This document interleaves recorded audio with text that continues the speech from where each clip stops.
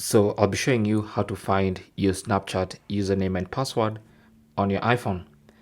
Now you might have the Snapchat app on your iPhone and it logs in automatically and you don't need to put the username and password every time.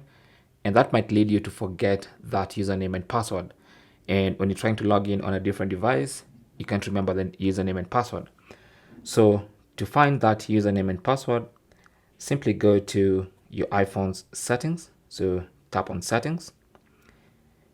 On the settings page, scroll down to passwords.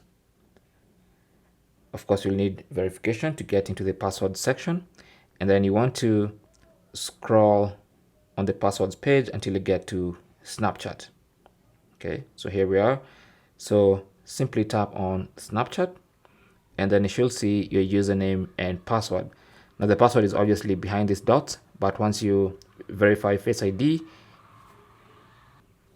you can simply tap on this dot and it's going to show you the password in plain text. That is basically how to find your Snapchat username and password on your iPhone. Thanks for watching. Comments and questions down below and good luck.